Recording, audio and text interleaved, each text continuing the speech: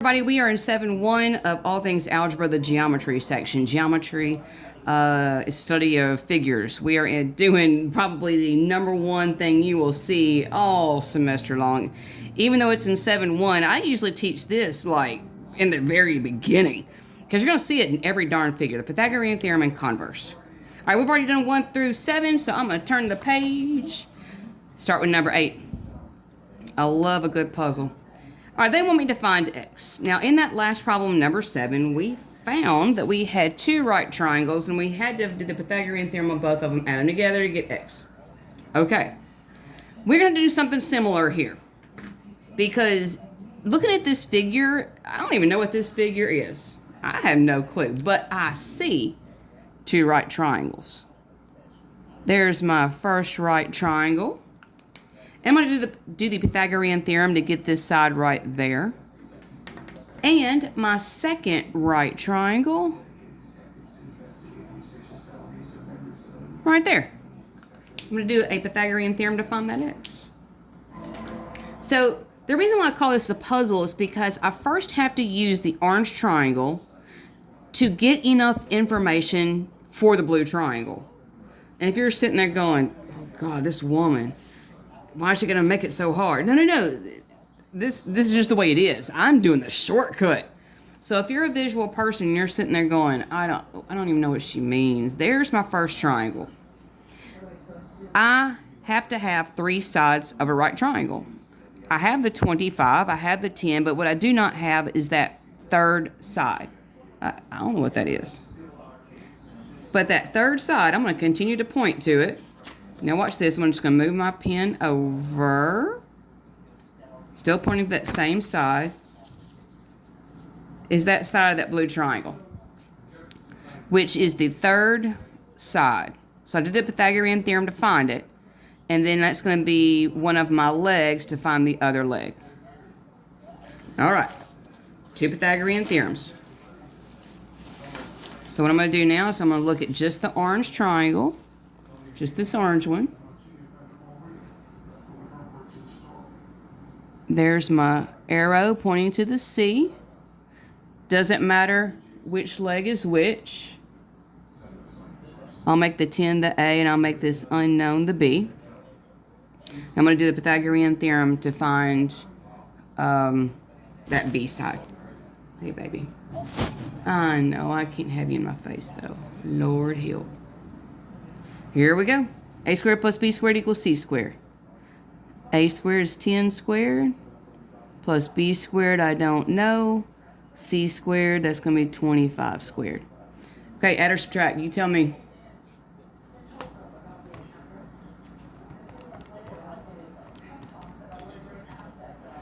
All right. I got 525. Now what?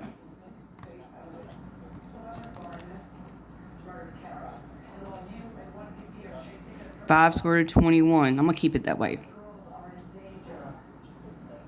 It's approximately 22.91. If you prefer the decimal, use the decimal. 5 squared root of 21.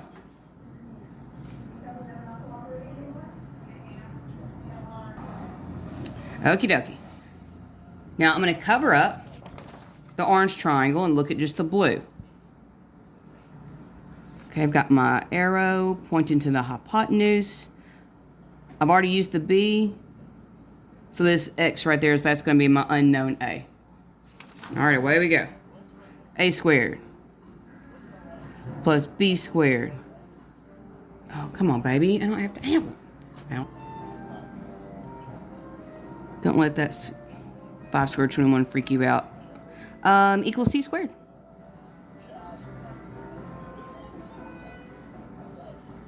Okay. Add or subtract.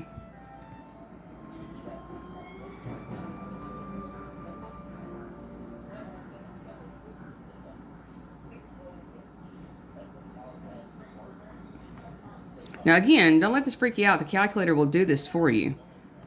28 squared minus, now you'll notice I put parentheses around that, 5 square root 21. Now I got to hit this right arrow to get out from under the square root before I hit my close parenthesis and my squared button. 259. What's my last step?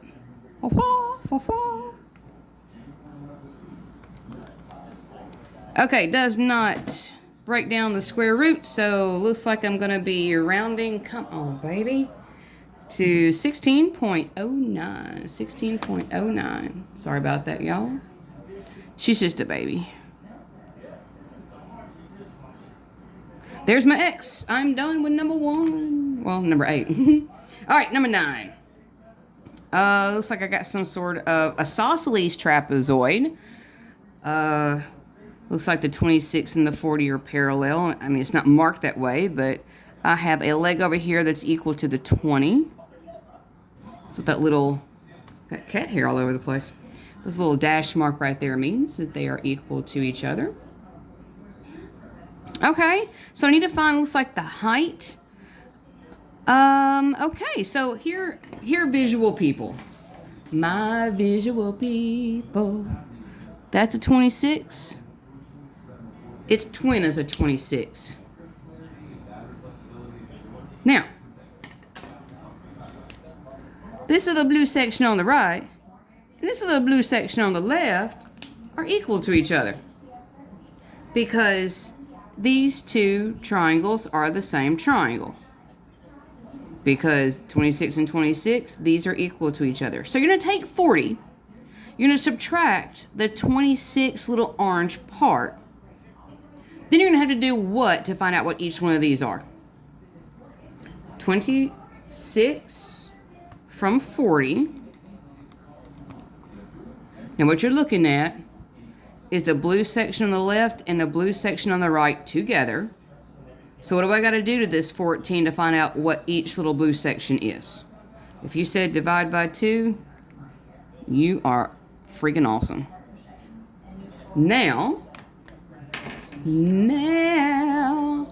I have enough information to do the Pythagorean Theorem on that right triangle right there. There's my hypotenuse. I'll make that my A, and this 7 right there will be my B. A squared plus B squared is C squared. All right, grab your calculator. Do what you got to do, because at this point you should know, without me prompting you, unless you're just sitting there getting the answers, and that's not going to help you do nothing.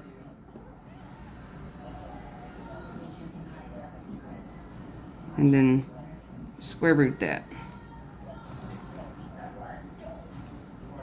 Looks like it's going to be 3 square root of 39, which is approximately 18.73.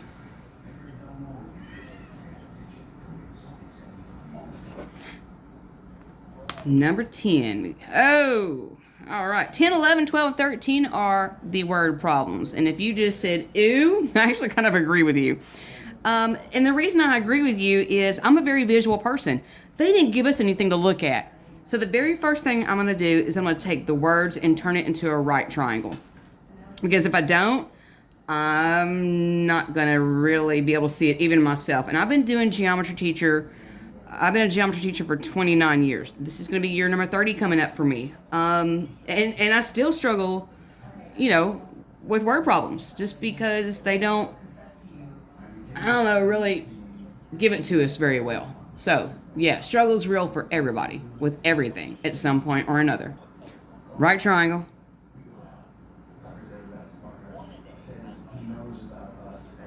Okay. A roofer leans a ladder against a house. Okay, so this is going to be my house. You don't laugh too much at my drawings. I'm a math teacher. I don't know why I just did a double door. I don't know. I got a ladder. Whoop, whoop, whoop, whoop, whoop, whoop, whoop. Okay, now that's a 16-foot ladder. Okay. Boom. I'm looking at a hypotenuse. If the base of the ladder, okay, here's the base of the ladder, is 5 feet from the house. Okay, well, there's the ladder's base. Away from the house, that's 5 feet. Okay. How high up does the ladder reach? All right, visual people, there you go. That's what they want. And if you're a visual person like myself, sometimes if you draw yourself something, it does not have to be pretty, because Lord knows mine was not pretty. You can still get the answer. There's my C. I'll make the unknown the A, and I'll make this 5 my B. A squared plus B squared equals C squared. All right. At this point, I don't care if it's a word problem or not. If I've got this set up for you, you should know what to do next. So, do it. Now, if you've just been sitting there getting the answers from me, then no wonder you don't know how to do anything. Because getting the answers is no good. You're not going to learn anything by just doing that. All right, square rooting that. So it looks like the final answer is about 15 point. Now that's an 8 behind that 9. So that 19 is going to become a 20. Let's move on. Number 11. It's going to be a right triangle. Got a right triangle. Right triangle. Boom. All right, Kurt is building a rectangular deck. If the dimensions of the deck are 10 feet by 23 feet, what's the length of the diagonal? Oh, nice. What's the length of the diagonal? What's the length of the diagonal? They want the hypotenuse. They want the C. Now, we're going to pretend that this was the rectangle that they talked about. All right, great. Doesn't really matter. The deck is a 10 by 23 foot. Now you can definitely tell I didn't draw this really well at all. 23 is, over double what a 10 is. So it should be, on the 23, a way lot longer than that 10. But you know what? I don't care, because I now know how to set the problem up. I am looking for the hypotenuse. A squared plus B squared is C squared. Now if you put the 10 first, okay, great, no problem. Doesn't really matter. This is still what in a calculator?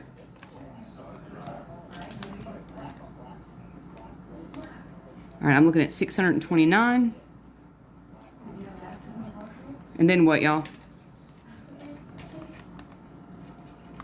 All right, looks like it's going to be about 25.08. Because behind that 7's a 9, so 25.08.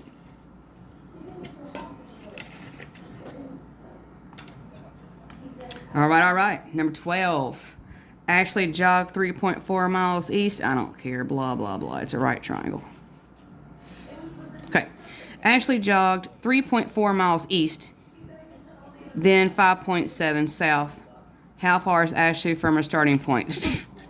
Did I even draw this even remotely correct? No. No, I did not. But I know that east is going this way, and south will be going down. I know I didn't draw it right. I don't care. I know that 5.7 south is this one.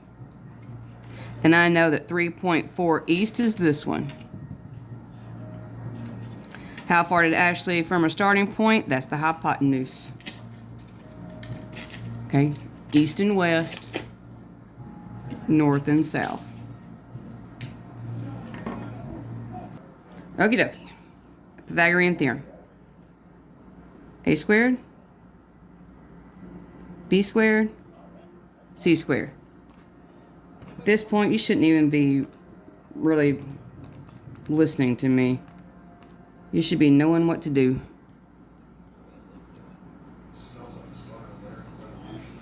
You should be in auto.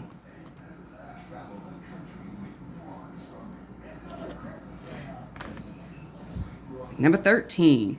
31-foot support wires attached to the top of a 25-foot pole to a point on the ground. How far is the base of the pole? All right, I'll tell you what. You try this one on your own.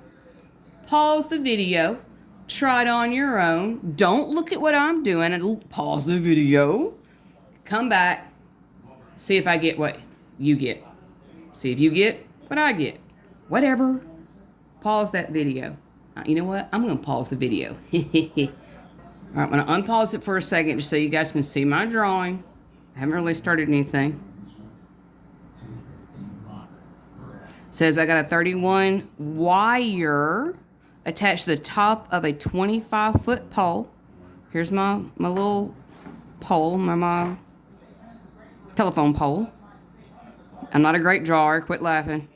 31-foot wire attaches to the ground. There's the base of the pole. Does that look better? There's my pole. Okay, 25 foot. I got a 31-foot wire coming down into the ground. They want to know how far it is. Pausing again. All right. There's my answer. Hopefully you got what I got. And we're good. If you have any questions, though, you know where I am. Let me know. Ask your teacher. We love answering questions. We love answering really intelligent questions. That kind of impresses us, to be honest. All right. Check the link below for part 3 because I've done parts 1. This was part 2. Part 3 is going to be the converse of the Pythagorean theorem. I'll catch you in just a minute.